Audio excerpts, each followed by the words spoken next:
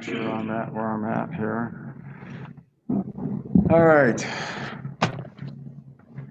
6:15. Welcome, the Finance Committee. Sorry about that over there. Finance Committee is called to order, establishing quorum. I'm here, Phil, Arlen. Arlen, are you here? Nope. Okay.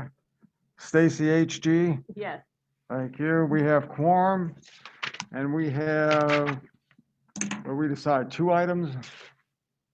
Well, Mike? 3, Michael, but 3 still? yeah. 3 for tonight. So I don't see any non-board public sitting out there, so we will move completely into our committee discussion. And Mike, you want to start with the budget review and discussion? Is that where you wanted to start, Michael? Yes. I'm sorry. I'm gonna Michael. go ahead and share my screen. Okay. Mute myself.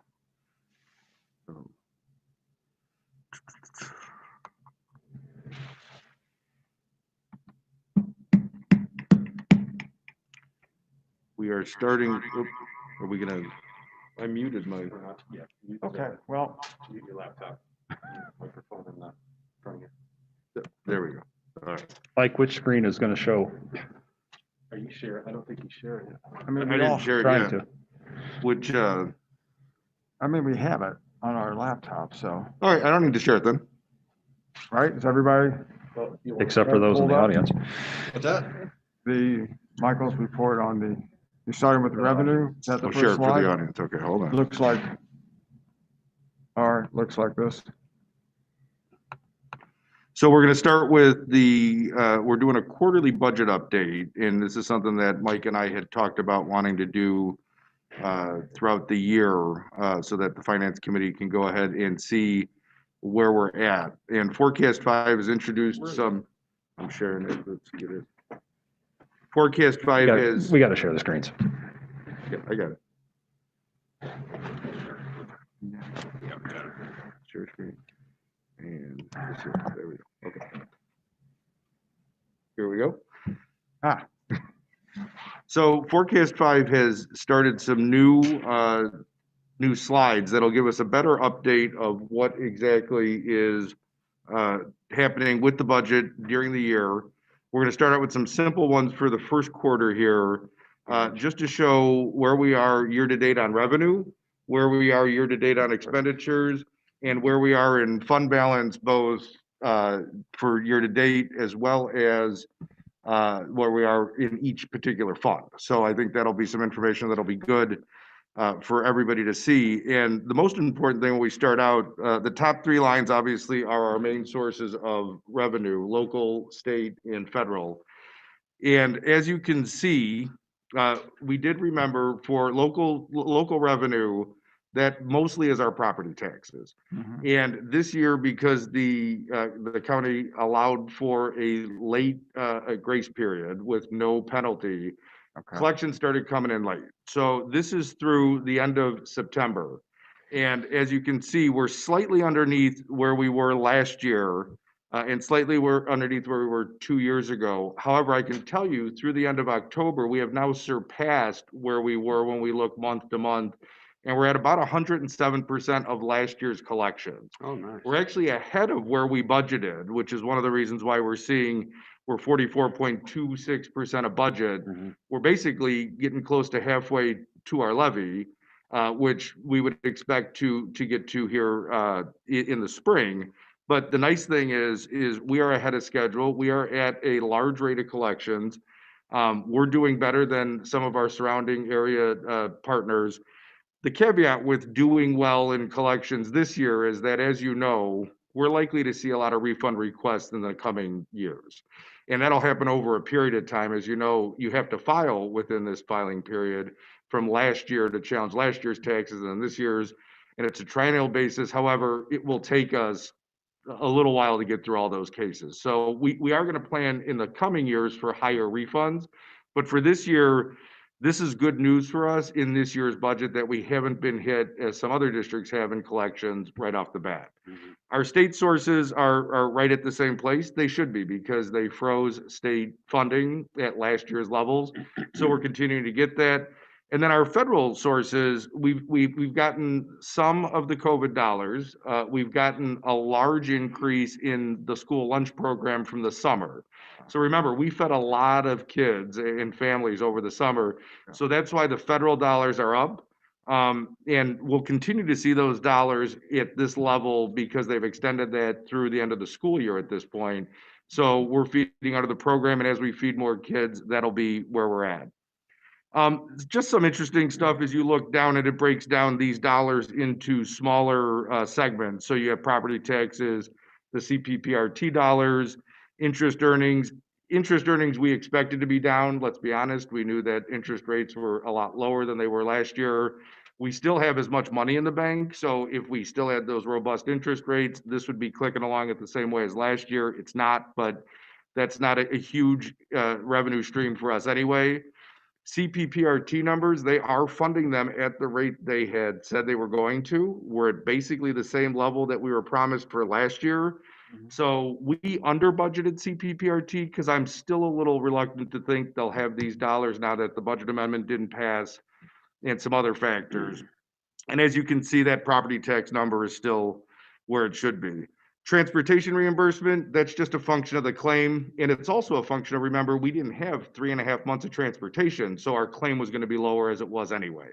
So that's not impacting us on a revenue basis, which is good. So that's the revenue side of things. As we look at expenditures, obviously we knew this was going to be a year where we had some additional expenditures, but we budgeted for them. So when we look at things, we're hoping to be as accurate as possible, and we've done a nice job. That top line just shows us where we are percent of budget to date. You can see we're right in line with where we were last year, except for those other expenses that get you kind of into your supplies and some other things. We're down on capital outlay because we haven't done some of the things that we're looking to do throughout the year, but we're waiting on. So that's why that's going to be a smaller percentage this year. A lot of times we buy things up front. This year we're waiting on some of those purchases. But salaries, they're slightly above last year. We knew that would be the case, although we haven't had to fill some of the positions that we thought we would. So we're actually doing better in the way of salaries than we had been thinking we might do. Benefits has been solid for us since we redone the insurance program. We're moving right where we thought we would be. We're on pace to have another good year on behalf of both the employees and for the district. And then where you look at things that have been increases, purchase services, obviously with nursing, with other positions that we've had to go outside because there is a shortage of employees for some of those. Those are where purchase services come in. Supplies are higher. We knew that those would be higher than they were last year because we've had to buy all the PPE. Another factor in purchase services is lunch costs have gone up, but our revenue's gone up too. So that's one of the hard things about school accounting is it's not like an accounting that you'd see where you balance your books as you go through. You see revenues on one side, expenses on another, and that's a comparison that you have to look at, side by side to make sure that that makes sense. Last thing is just some of these other objects. That's tuition, that's the termination benefits are things with retirement and other things that we have planned for. We're not outside of the budget. We knew we were going to be spending at a higher rate, and this just gives us a year-to-date comparison last year and the year before to this year. And capital outlay, again, a lot of that is down right now because we have things that we're waiting to do or that we haven't done because we see other needs that the district has had, and we expect those dollars to be spent as we go through the year. The good news is this last slide, and this would be the fund balances.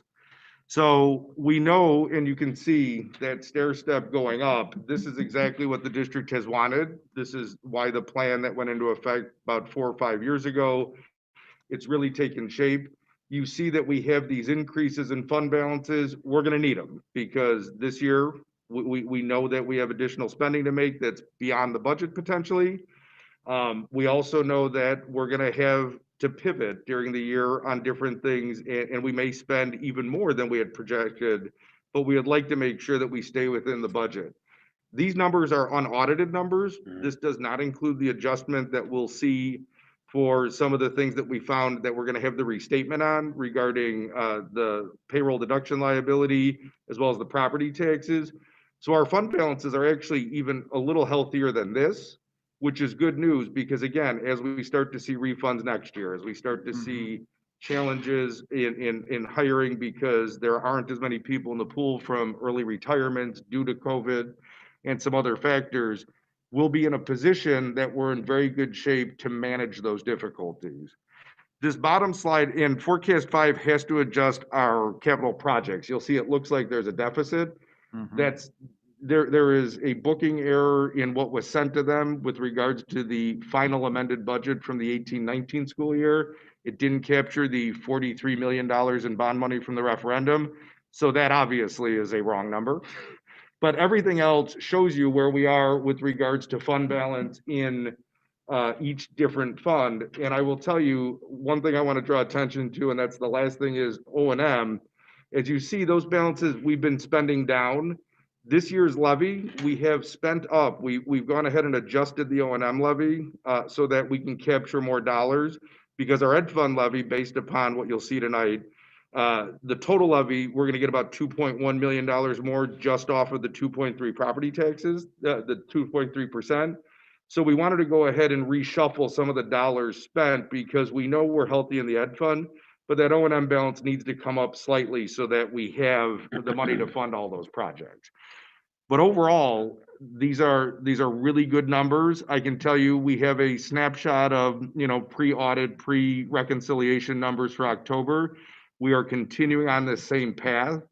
So as long as we continue to be mindful of spending, and one of the things that Mike and I have done is we've started meeting with department heads to go through their budgets on a quarterly basis. We now have a grant person, Susan Tanabe, who's doing a phenomenal job. She is making sure our grant dollars get spent, that we don't leave anything on the table.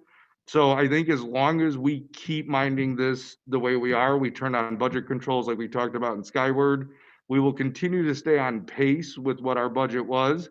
Because we did under account for revenue based upon property taxes, state funding, if these funding trends stay, we will probably have a far less, if maybe break even, knock on wood, year rather than the deficit spending we had projected.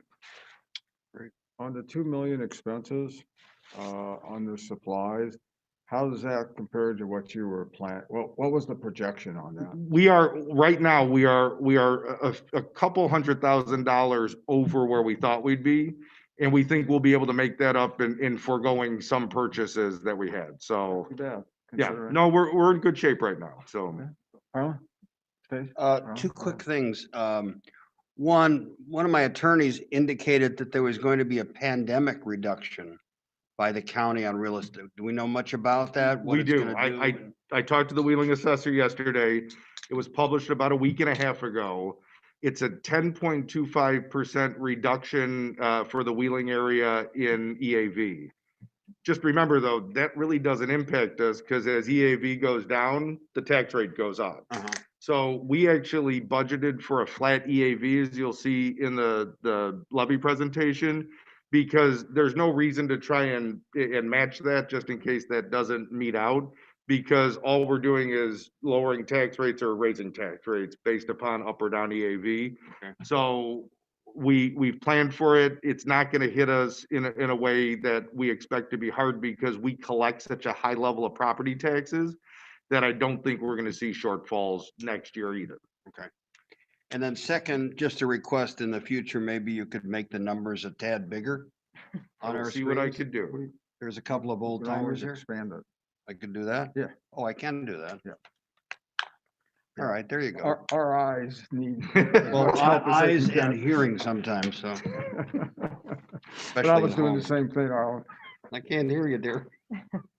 Stacy, do you have a question or comment? I do, and forgive the basic That's nature okay. of these questions, but just so I understand what I'm reading, the graph, the Q1 2021 is the projected revenue and projected expenses versus the Q1 2019, 2018, 2020, excuse me, 2020 and 2019 actual? No, these are actual Q1, because remember, it's July to September expenses for each of these 3 fiscal years.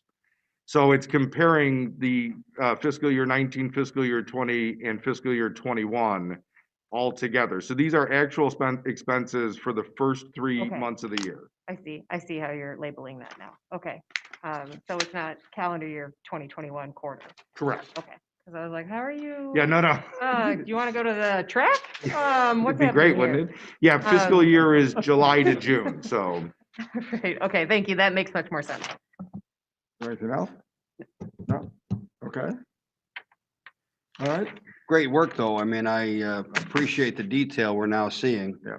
It's something we've never had before, and I think it's really important information, so thank you. And we will see it on a monthly basis now that Yeah, we've that's great. gotten in. The issue is getting the budget logged up so that it can play off it. And as you know, Illinois is one of those states that requires you to pass a budget 3 years into the fiscal year. So Yep. it's a little bit of catch up, but now that we've caught up, we're good. So. And when's our audit scheduled to be done?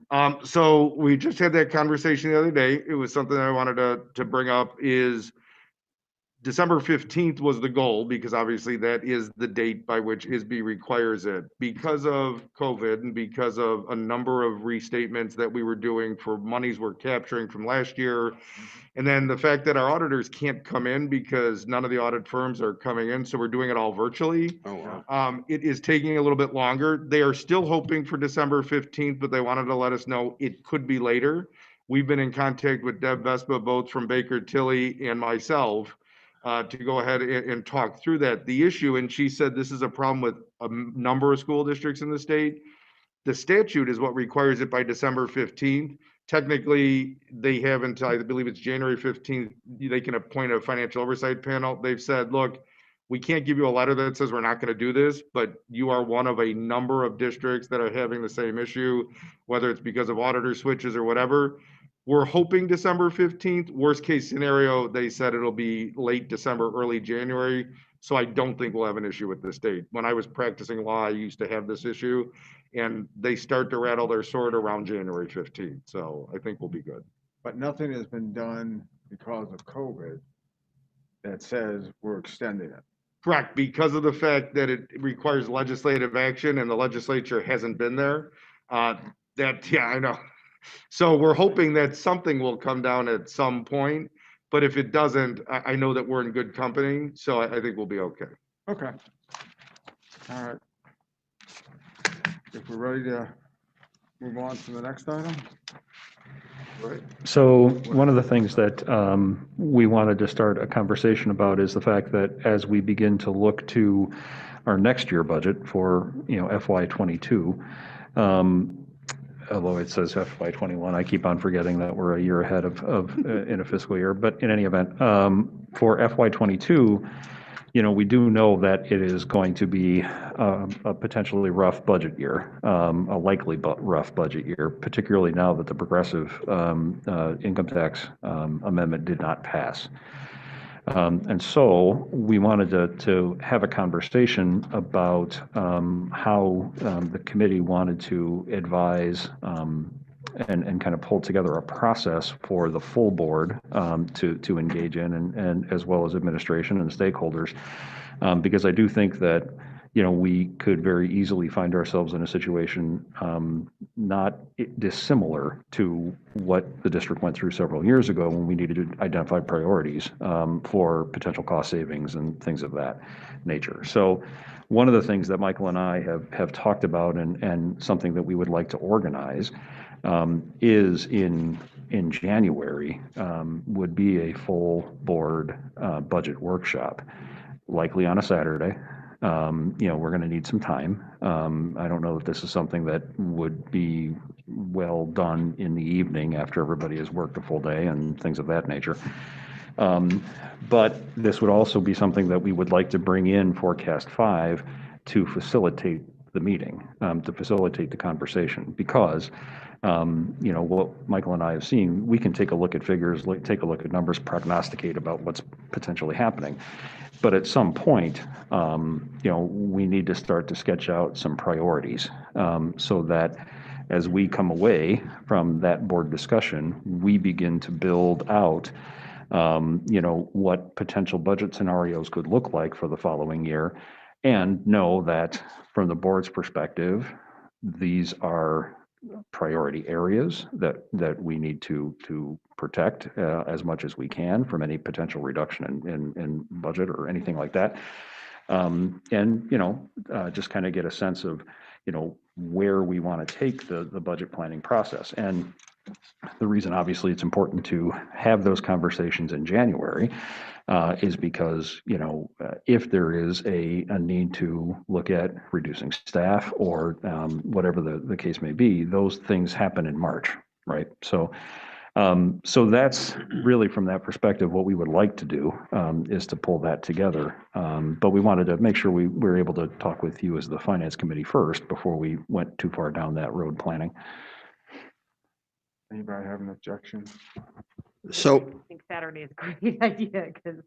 What's that? I'm sorry, what did you I say? think Saturday is a great idea, versus Yeah. the evening, so. Yeah. Saturday evening? Versus evening. Oh, versus evening, yeah, In other words, absolutely. Saturday, up, Saturday morning. evening, Yeah, down. right. Because Phil's sleeping in the evenings. We want our president awake. So is your Come on, we superintendent. have another topic. So in looking at the numbers now, what is the area that we're expecting or thinking or projecting there may be cuts? Is that the incremental additional money we've received? Or is there another pot that we're thinking could be cut? Well, I think it's very possible that they won't be able to fund the EBF, the evidence-based funding model, like it. Right. I would be surprised if they can even hold it at flat funding. Right. I think we're looking at proration of the few remaining mandated categoricals that are available. I think that, it really all depends, in terms of how quickly, after the next administration takes office, after the new Congress organizes, if they don't do it in the lame duck, how, fast the federal stimulus package gets Right. together, what that looks like for K-12. All of those things are up in the air. And, it is hopeful that by the time we would have these conversations in January, we know who's in control of the Senate. That's going to be a big indicator of what's going to come down the line. So that's on the revenue side. That said, I think that we do need to have some discussions, obviously on the expenditure side, that, I think we can identify some areas of efficiency that we can attack. I think there's still, pardon the phrase if it comes off flippant, I think there's still some low-hanging fruit within the budget that we can really take a look at that would, protect programs, but also get us, it's not going to get us everywhere, but, get us to some more decent options available. So, I think that certainly the progressive tax not passing has made things problematic. I think it is very probable that they're going to have to tap that federal, that Fed loan, to keep the state afloat. That needs to be repaid. Depends on who the speaker is. I mean, it's all of those different types of things. So, Right. Yeah. So will you come back? This will be full board, not just finance committee. Correct. So It'd be a full will board staff meeting. come back to us at that meeting or a future meeting with a suggestion of here's what we'd like to have in place dollar wise? And here are options how we can get there, or exactly what?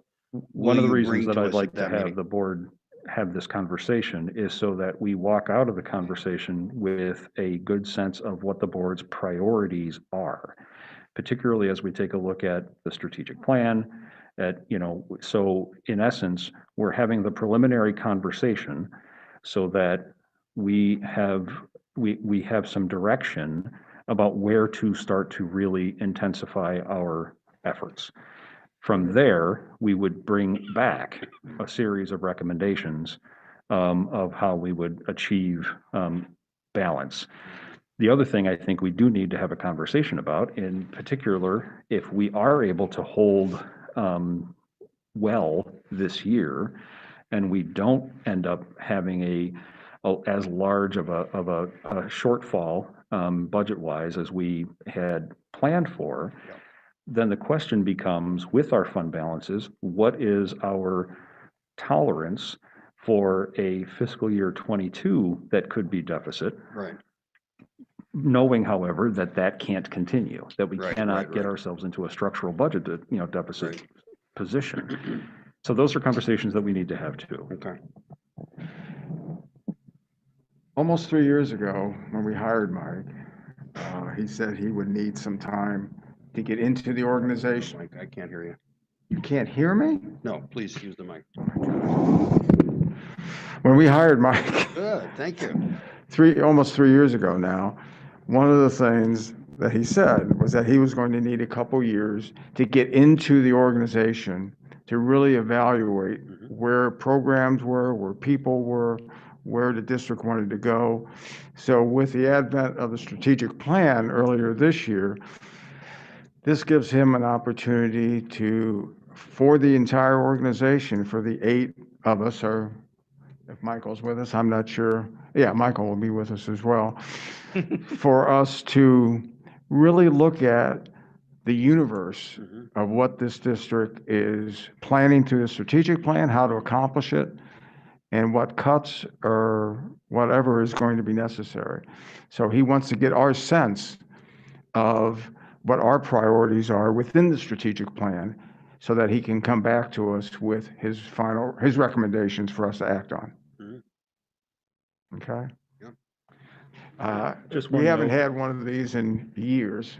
So I think with Absolutely. everything that's been going on and what we still see going forward, we need to have it as a full board, not just a committee, and then we report back and. Okay. The one thing I just want to kind of add in terms of participation is that my intent would be to have the full cabinet here as part of those discussions, as well as I wanted to talk a little bit about, what I'd like to do is to offer the ability for, just to take a look at stakeholders, right? And so not necessarily in that meeting, but to kind of make a determination about, where we want to go in terms of the inclusivity of the conversation. So, but at least for that meeting in January, my intent would be to bring cabinet as well. Okay. Are we Yeah, good? having sat through all of our previous efforts over the last 27 years to reduce budgets as necessary, and having sat here when we evaluated programs and said, based on the data, this program or that program was not really functioning and was not worth the money we were spending, I think this is an exercise that we absolutely should do regardless, on a regular basis. This is something we did on a yearly basis in Yeah. Kittyville. Okay. And now we go from the mundane to the exciting, perhaps. So a little bit of backstory here. One of the things that we always like to do as leaders in a district in education is to dream a little bit.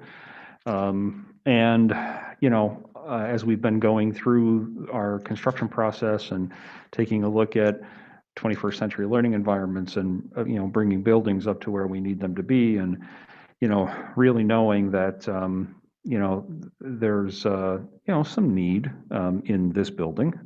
But then also, I think that there were some unique opportunities as we were building community partnerships and things of that nature, as we started to offer some building space in schools pre-COVID for counseling and things of that nature.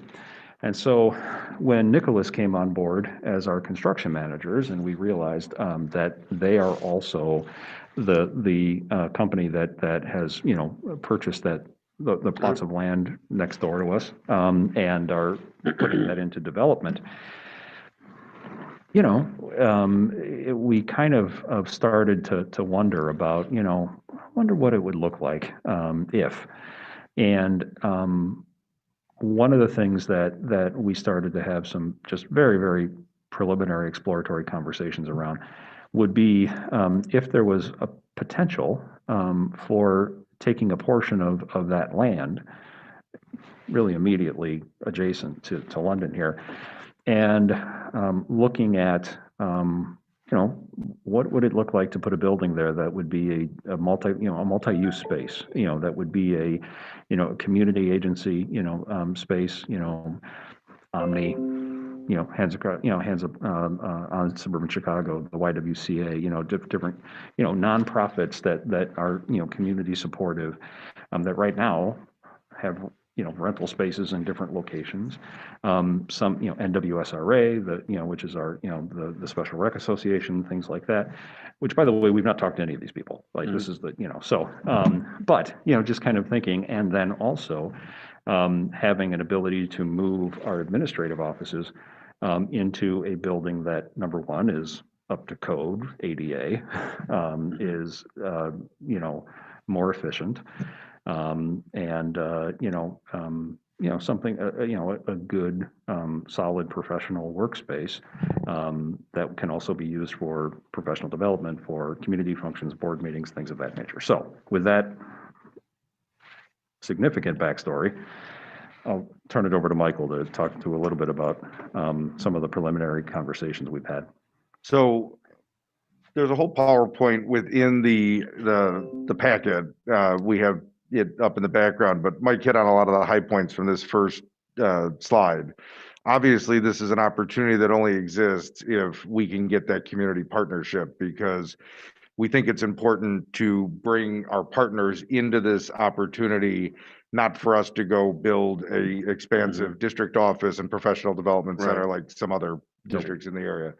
So we want to go ahead and be mindful of those opportunities. And so we did approach Nicholas about, do you have plans for that? What is it? And they're in the very early stages. They're about to go in front of Wheeling for their approvals. And so they do have a plan as to what is going on in that space. So putting this up will show you exactly, you can see on the left side to the left of the red line is obviously our campus right there.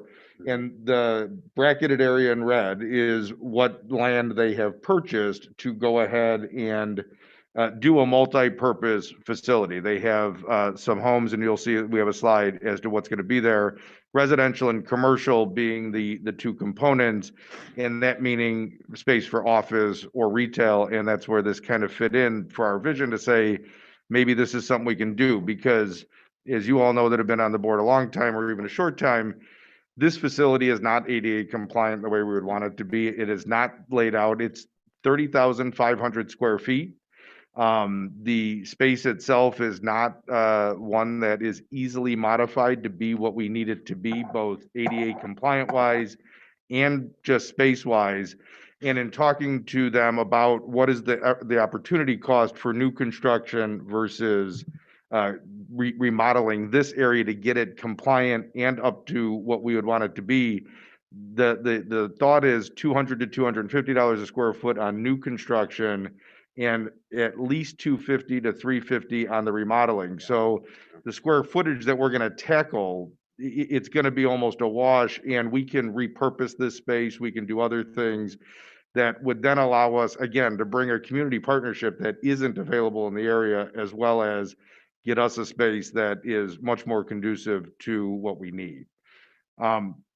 Their project in that red there is 55 single-family townhomes. I have already inquired as to what the impact fees are that we'll see for those, because they are 2 to 3 bedrooms. So we do know that's going to impact us student-wise some. So that's something that to be considered. They're row-style homes. There's a couple in the area that are pretty similar, garages in the back, entrances in the front. And then they have 4 planned commercial buildings. One of the outlets that's right up front, and you'll see we have the map on the next slide, is a possible restaurant, but they could go ahead and change that. 2 office buildings, one of them is the potential site we're talking about, and then a strip complex standalone building that they look at as either a daycare, a strip mall, something that, would attract some tenants or a large tenant to go ahead and fill out that space. When we look at it, this is the diagram that they have. For that, in the back here are the row homes. So these actually line up kind of even with our building. Everything else is pushed up front. And if you're out on that property during the day, you can see they have it fenced off. You can see exactly what the parameters of that are. When we look, what does that building, that opportunity look like? This would be the lot, and it truly lines up right with where we are now, a little bit further forward. It could be a 10 to 15,000 square foot footprint, so that would be one level. We're thinking multiple levels so that we could accommodate the community organizations on the first level. Second level would have boardroom space as well as meeting rooms that would be shared, mostly, a lot of district use, but if any of the organizations needed to have it, they could as well. And I did attach into the plan, into the agenda, the drawings that they've given us on floor plans, so you can see what they've done within that space. And then obviously the third floor would be those administrative offices that Mike was talking about. When we look at accomplishing it, and Phil, I just realized I did not email you back today. I'm sorry. That's okay. I won't hold it against you too long. So we are able legally to lease property to own. That takes away some of the requirements that are red tape within the legal side of what we would have to do to go through it. It also makes it easier because they would own that property. We would have a payment plan back so that we would not have to buy it all right away. We wouldn't have to run a referendum. We wouldn't have to deplete fund balances. We could budget for this likely over a 10 to 15 year period. We could go up to 99 years. I don't think they want their return on investment to be 99 years. No. They might not even want 15, but one of the things that we'll look at with regards to the January budget session, if this is something you're interested in, we can start to look at what does that payment plan look like? Is there a down payment on it? Because we've started to look at the costs of what's coming up maintenance-wise on this building. Forget about remodeling it. Just the HVAC system. We have, I believe it's 6 units that are going to need to be replaced, so that's a cost. And then we constantly have plumbing and electrical issues. The heating and air costs, electrical costs, I have those so that as we get further down, we can start to look at those. It is an inefficient building because it's an old building with old systems. Right. So if we wanted to go ahead and even redo those systems, that's more than just the cost to replace inefficient HVAC units that operate off of, thermostats that don't have the controls at the modern day levels that we have. So we do think that it is an opportunity that so long as we have that partnership, because that would bring in some of that rent to defer some of that cost. It also would give us the ability to host more services for our students and families that currently we have a hard time locating or giving them space for. And it does end up being cost beneficial based upon the way in which we can finance this, rather than just paying it all up front or depleting fund balances and trying to rebuild those. Just a note on the floor plans. I just, Nicholas has had similar types of exploratory conversations with other districts in the past, and so this isn't something they drew up new. These were examples that they kind of had on the shelf, so they haven't spent an exorbitant amount of time doing any kind of planning. We haven't incurred any costs on this or anything like that. So yeah, just wanted to throw that out there. Okay. So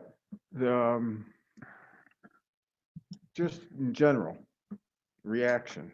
I've had a conversation with Mike and Michael and the folks at Nicholas. So I thought it was with the correct partnership that would help defray costs. That would be something that at least we should explore. So I'd like to get your reactions to it. So I think we need a lot more information. Really. My initial gut reaction was one that I wasn't really thrilled about, particularly in light of what we're talking about, deficit spending and all of Weird that. timing, that's for sure. Yeah, and I would just want to make sure that it makes sense. The return on this investment would make sense. And that Absolutely. we are, as you all Yep. feel the same way, good stewards of the tax dollars. Yep. But optically, when I saw it, I went, there's gonna be some convincing to do. But I think it's worth exploring. I don't think there's any harm in trying to find out. Yeah. I'm not sure, I would have to know more about, we talk about repurposing this building, but then saving money and not upgrading the HVAC, if we're gonna repurpose it, we're probably gonna have those expenses anyway. So I just wanna, I think it merits a discussion for sure. Right. One of the things on that point, one of the things we were talking about, particularly the front half of the building, because they're really two separate buildings. But the front half of the building is probably taking that down. And that gives us an opportunity to develop that space as some outdoor learning space, kind of different types. You could put some solar arrays in there. You could do some STEM, outdoor STEM programming and kind of have it as an outdoor learning center for the district, right? So, just concepts like that. So. But yeah, optically, you're right. You're absolutely right. Michael and I have had that conversation. I was like, well, the issue is that, Nicholas is moving forward with their development. And so it's just like, like we said, we just kind of like, well, let's dip our toe in the water and see what I happens. certainly wouldn't want to cut my nose off just by my face. If it's a good opportunity, Right. it's not the best timing, but we didn't get to choose that. Right. And if I could say in response to Mike's point too, that front part of the building is where the true expense would really lie in repurposing that, because if you've been up and down and through the maze, the rooms are tiny. There's hallways that lead to nowhere. There's hallways that lead to places you don't know where you're going. Right. So the cost is really up there. If we take that down and utilize this backspace, I do think it is a cost efficiency, because we also need the space. We've outgrown this building, and we have some administrators over at Hawthorne. We have people in offices that really don't, if you walk through the business office, people are in the walkway. So there is a need, but that need only becomes prevalent if you have this opportunity. And so one of the things they said to us is, obviously, we're a good tenant to have in that lease because we have guaranteed dollars, because we're a governmental agency, as opposed to taking a chance on somebody else. So I do think that it works for both sides, which is why it's important. But you're right, we need to pursue a lot of other avenues just to make sure. And again, as long as the budget holds tight, you feel much better about this opportunity than if we end up deficit spending to the tune of $6 million. So I would agree with everything Stacy just said on balance. But I also think there's a couple of interesting aspects of this, one of which is nobody's building office buildings anytime soon. Arlington Heights has been looking at spaces that have been dedicated to office buildings, and they've recognized that it will be a long time before new hotels or office space are built because of what's happening with working at home. So they've got 2 buildings scheduled here for office space without a special use kind of a situation like ours. My guess is they're going to have a hard time leasing out 2 buildings. Or it's going to convert over to additional retail space or Well, right. entertainment space or whatever the case may be. Yeah. So but my point is that probably puts us in a pretty good position to at least talk with them. And then secondly, I don't know financially how this plays out, but obviously a lease to buy situation where we don't have to dig deep into our pockets in the front end could be fairly attractive from a practical standpoint, and could be more saleable than something where, we're deficit spending, but we're going to spend $3 million, to build a building. So there may be ways to structure it that would make a lot of sense and would be more saleable. And then third, this school district has been very innovative over the years in doing partnerships with other agencies. Witness our joint basketball courts with the park district and so forth. And this could be an opportunity to do something pretty innovative for the community, not duplicating anything the park district does and so forth, but bringing together agencies that do work together, that could help support our kids in our district. So it just seems to me an opportunity to look at some options that would be pretty creative and innovative. Yeah, and to your point, I know we're running out of time, but, this really doesn't you know, I put this thing on the shelf myself if there's not an interest in doing that community service component. Mhm. Because, yeah, we're not Right. gonna build a district administrative office in and of itself, right? Like, that's like, you know, I'm not the brightest bulb in the bunch, but I'm not, you know, but that's not gonna fly. But, you know, there could be some needs addressed here, so. Yeah, as far as paying for it up front, no, that's a non-starter, obviously, in the current scenario. Okay, So I guess to put the question, is the committee okay with us starting to explore a little bit more? yes, Yes. Yeah. Okay, all right, awesome. Thank you. Thanks. okay. Finance Committee meeting is adjourned, and we will start the regular